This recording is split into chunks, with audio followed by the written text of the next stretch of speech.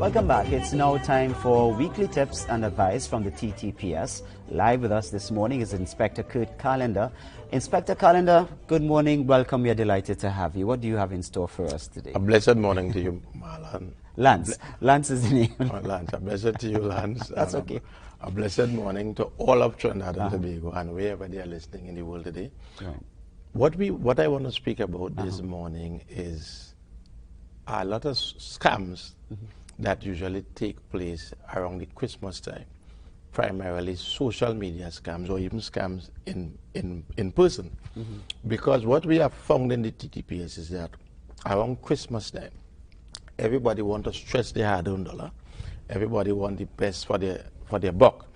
And the criminal elements usually use this time of the year or that opportunity to pounce on vulnerable people. Yes, to pounce on vulnerable people, primarily around Christmas time. So we are here today, or we have been promoting this season, how to be safe, how to keep yourself safe, but more importantly, what are some of the red flags to look for, so that you would know whether it is real or it is unreal. So let's go into this. You talk about these scams occurring mainly on social media. Can you just give us some examples as to what to look out for? Oh, absolutely.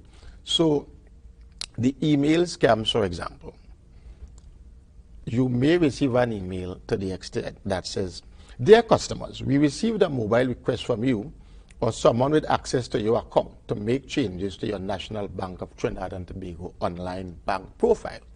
If you did not authorize these changes, please verify your account with your PIN via the link below. Sign on to verify your account details. Entering incorrect account information will result in your account being closed immediately. Act now." And of course, they will tell you to verify what link to click on and to verify your PIN here. So some of the red flags to look for with that is one. Before you go into is this a real email? No, it's not. Okay, go ahead. Go on. This was provided or prepared by the Trinidad and Tobago Police Service White Collar Crime Division. Okay. Right. So the first red flag to look for is a suspicious email address. Right. And of course, you can verify if an email address is suspicious. How? When you type in the email address, if nothing comes up, right, it would indicate that it is fake. Or even if you send an email, by the way, you are going to get a message indicating this email address does not exist. Right. Right? That usually happens. But some of the other things to look for are misspelled words.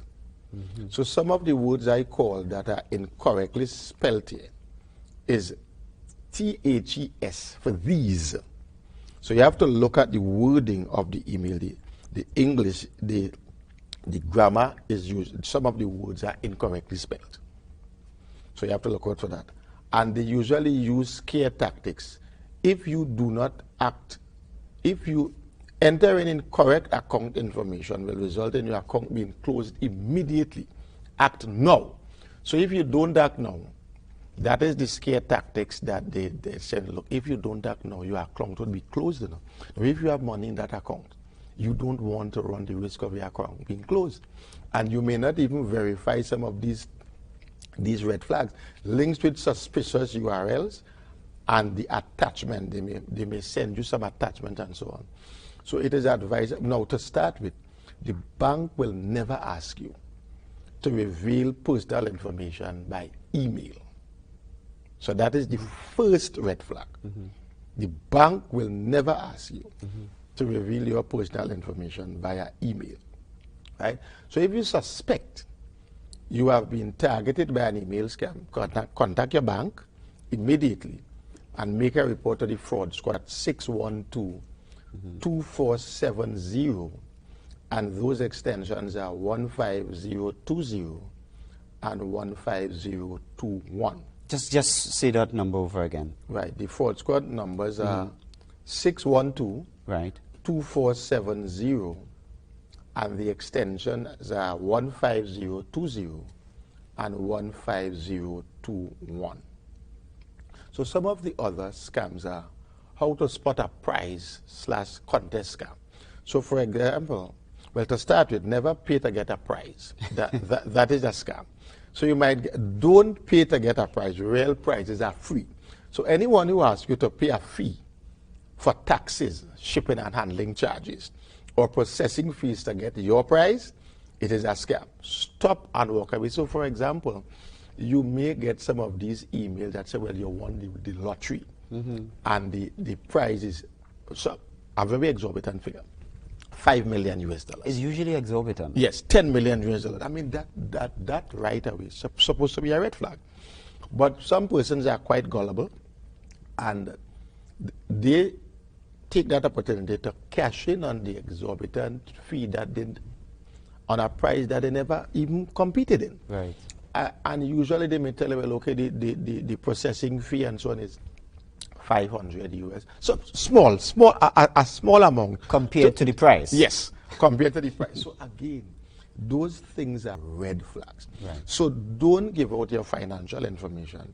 There is absolutely no reason to ever give your bank account or credit card number to claim a prize. If anyone asks for it, it is a scam.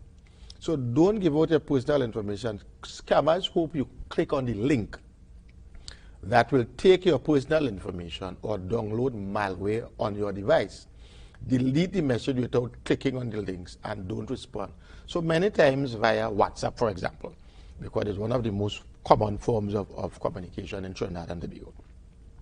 You are seeing, well, some company indicates that they are giving out free, whatever it is.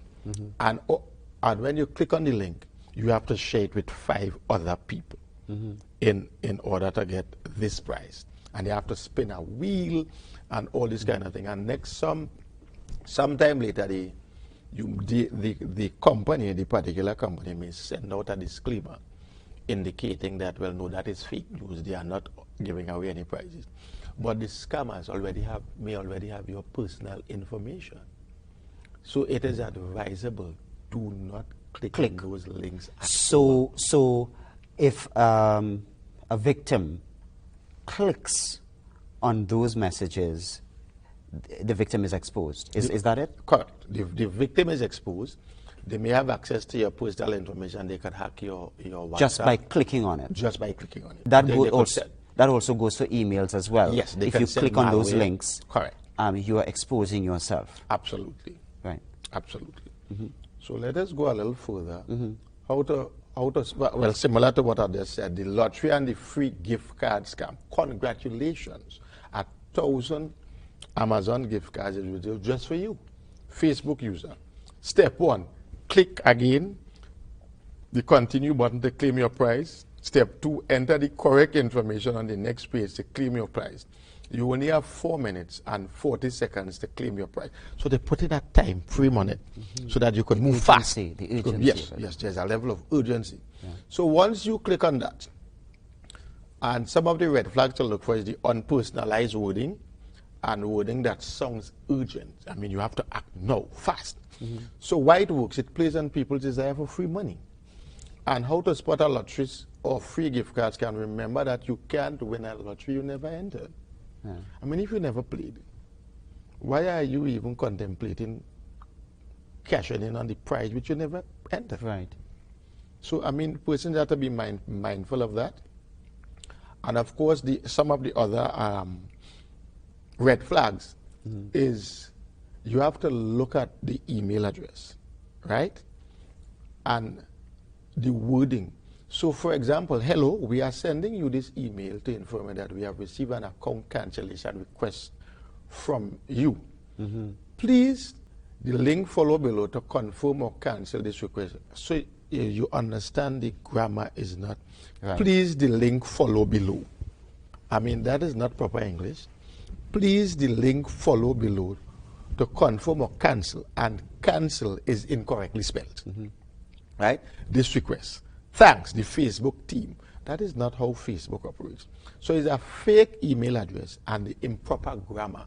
These are some of the red flags that you have to look for. It means, therefore, that the person who is receiving such scam emails or WhatsApp messages, they have to be okra with proper English. Correct, correct. So it plays on people's addiction to social media. And don't trust any messages that claim to be an official message from Facebook unless they come from the site itself. Right? So be wise, Trinidad and Tobago. Don't be otherwise. And another popular scam is that you would have persons from, well, I don't want to target any particular country, but many of those scams came from Nigeria. Right. They would indicate that, hi, I am the Prince of Nigeria. Your help will be very appreciated. I want to transfer all of my fortune out if Nigeria, due to a frozen account. You could be so kind and transfer a small sum of 3,500 US to my account. I would be able to unfreeze my account and transfer all my money outside of Nigeria. To repay your kindness, I will send 1 million USD to your account. Right. I mean, that is a lot of money. Yeah. So I'm giving you $3,500 to receive 1 million. I mean, that. Now that example you give is a bit out there in terms of a prince from Nigeria reaching out to you. But what if one gets an email or perhaps a WhatsApp message from someone reportedly that they know, a message that they know, right, but is a fake message. Right. I have something similar to that. Right. Yeah. Hi, Grandma. Right. I am stuck in Panama, where I was on vacation and I was robbed. I need $2,000 to buy the plane ticket and pay a hotel. I promise to refunding you when I get back. Please let me know if you can assist me with anything you can spare. I would send the wiring information.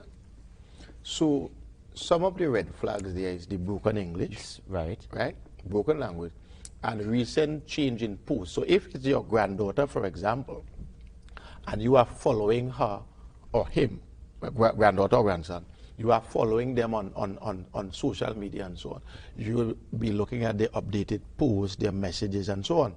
So if you see a recent change in their post, that is one of the red flags to look for. Additionally, is it normal for your grandson or your granddaughter to communicate with you via Facebook, requesting money? So those are some anomalies that you need to look out for. Those are some of the anomalies. And I would give you an example. My WhatsApp account was hacked and my Facebook Messenger account was hacked. And both instances, the persons reach out to persons I know requesting money. Yeah. And of course, they're asking for US dollars and not TT. So that is a red flag one time. But to start with, I don't ask anybody for money. Right. Right? And one of the persons that I reached out to was one of my first cousins in Tobago. And she called me. Yeah. And she indicated, she said, Kurt, you sent me a message? I said, no, I did not. So I have to call my wife now to tell her, well, I have over 2,500 contacts in my phone. Right. And I'm on over 60 WhatsApp group chats. Right? So it is very, very difficult for me to reach out to everybody. Right? So she would have assisted me with that. But if you know that person that a customer asking you for money, that's a red flag. That is a red flag. Yeah. Right? So you can either don't respond and block the number, or ask certain questions they're supposed to know the answer to. And if you're not getting the particular responses, that's a red flag. That Inspector Kurt Callendar, it's always a pleasure to have the TTPS here with us to share with our viewing audience and the general public, these tips which can potentially save their lives as well as protect their finances. We are so happy that you could be with us here once again. Thank you very much, Inspector. You are most welcome, and it's a pleasure being here as well. All right. Okay, so folks, there you have it. But it's time now for us to take a quick break. So we'll take a break, and we will be back in a short time. Well, time do fly when you're having fun, eh?